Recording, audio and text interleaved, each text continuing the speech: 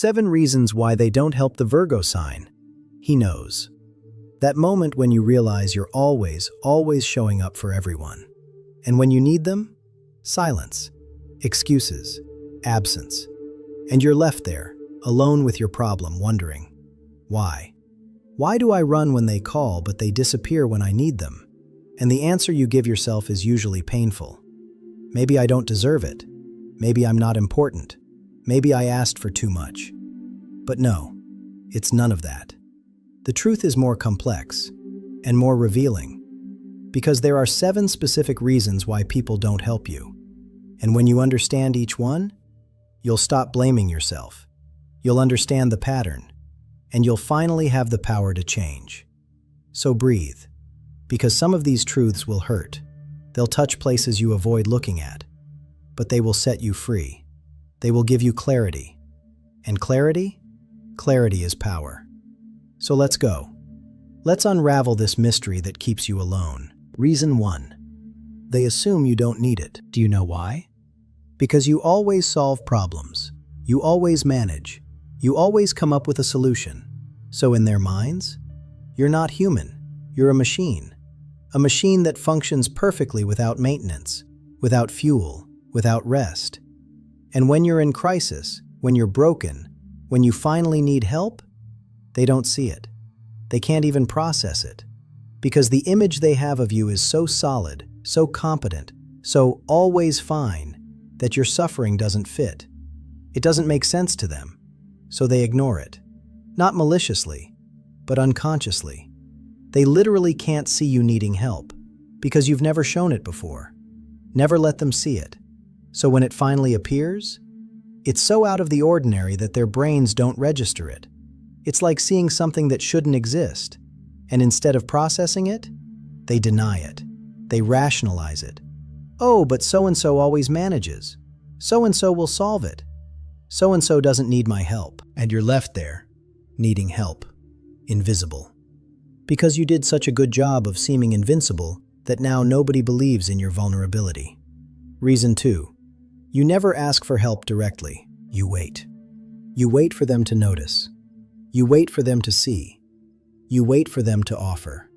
But they don't ask. And you know why? Because asking for help to you seems like admitting failure.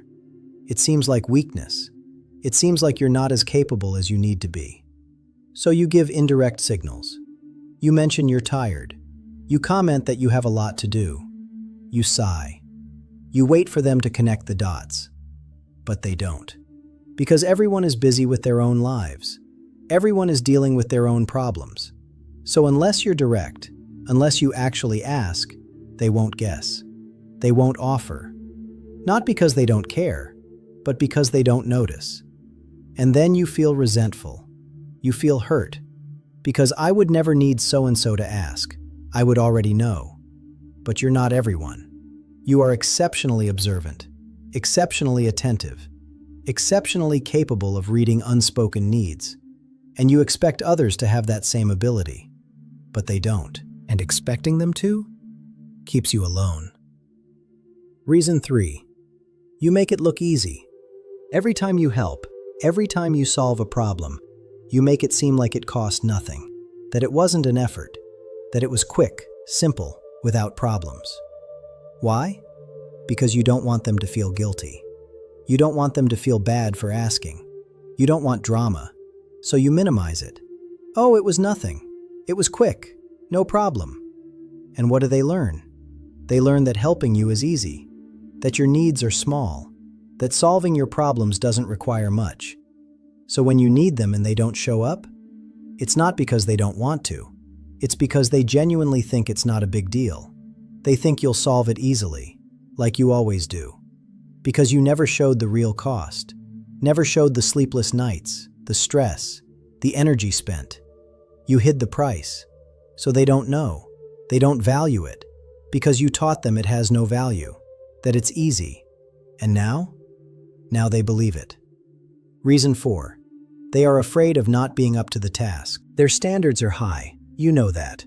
And when you help, it's impeccable. It's excellent. It's exactly what they needed and more. And that creates a problem. Because now, when you need help, they know. They know that any help they offer won't be as good as what you would give. It won't be as complete, as thoughtful, as perfect. And that paralyzes them. Because nobody wants to disappoint. Nobody wants to be inadequate. So instead of trying and failing, instead of offering imperfect help, they simply don't offer it. It's not because they don't want to help. It's because they're afraid. Afraid that you'll judge them, that you'll criticize them, that you'll make that face you make when something isn't right. And even if you've never made that face at them, even if you've always been grateful for any help, the image they have of you, the standard you set, is intimidating. And intimidation creates distance. It creates hesitation. And eventually, it creates absence. Reason 5. You always say, "I'm fine." Always. No matter what's happening. No matter how broken you are inside. When they ask, "How are you?" you answer, "I'm fine." Automatic, without thinking. And why? Because you don't want to bother them. You don't want to be a burden. You don't want them to worry. So you perform. You perform being okay. And performance is so convincing that they believe it. Completely. So even when you're drowning, even when you're desperate, even when you urgently need help, your mouth says, "I'm fine." And they listen. And they believe. And they go on with their lives. Because you said you're fine. And they trust your word.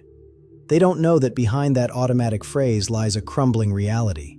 They don't know that "I'm fine" in your mouth means "I'm barely surviving, but I won't admit it." How would they know? You never translated, never explained, never told the truth. So they believe the lie, and you're left alone, with your false declaration of being okay, unseen, unhelped. Not because you don't deserve it, but because you hid it.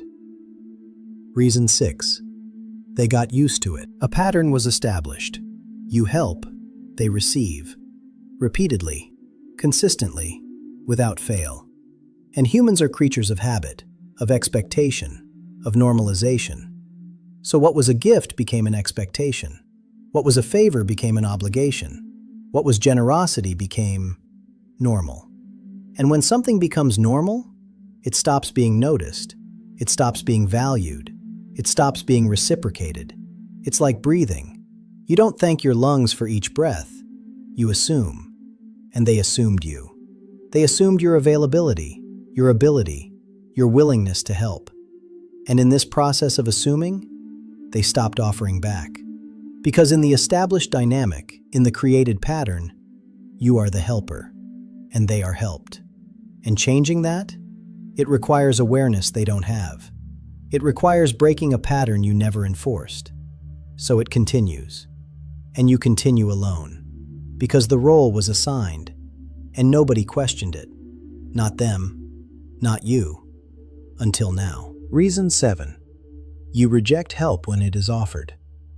This hurts, but it's true. How many times has someone offered help and you said no? No need, I can manage. Everything is under control. Thank you, but I'll handle it. Why? Because you don't trust them. You don't trust that they'll do it right. You don't trust that they'll do it the way it needs to be done. You don't trust that it won't be more work to fix than to do it yourself. So you reject them. Politely, but you reject them. And what do they learn? They learn that you don't want help, that you prefer to do it alone. So they stop offering. Because offers rejected multiple times eventually stop coming. Because nobody likes rejection, even if it's polite, even if it's with a valid excuse. Rejection is rejection, and people learn. They stop trying. And you? You keep confirming your own narrative. Nobody helps me. When the complete truth is, I don't let anyone help me. And there's a difference, a huge difference. And now that you know the 7 reasons, now that you see the complete pattern, what do you do? Because knowledge without action is just painful information. So let's talk about change, about how to break this cycle that keeps you alone. First, you stop appearing invincible. Stop. Consciously. You show when you're tired, when you're overwhelmed, when you're struggling. Not dramatically, not for attention, but honestly. I'm exhausted. I'm overwhelmed. This is hard for me. And let them see. Let them process. Let the image of you as a machine begin to crack. And when it cracks, when they see your humanity, they will approach.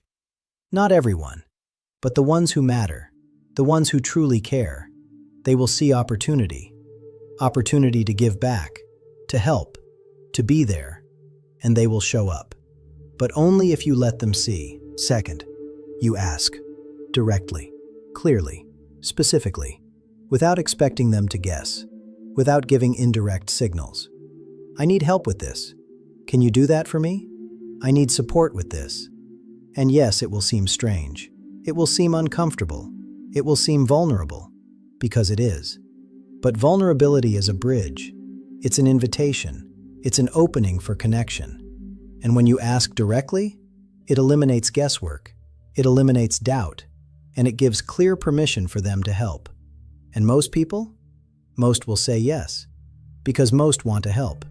They just need to know how. And you asking? You show them how. Third, you show the cost. When you help, when you do something, you don't minimize it. You honestly acknowledge it. This took significant time from me. This cost me energy. Not to make them feel guilty, but to educate them about value, about the real price, about the effort involved. And when they know, when they see that it's not easy, they will value it more.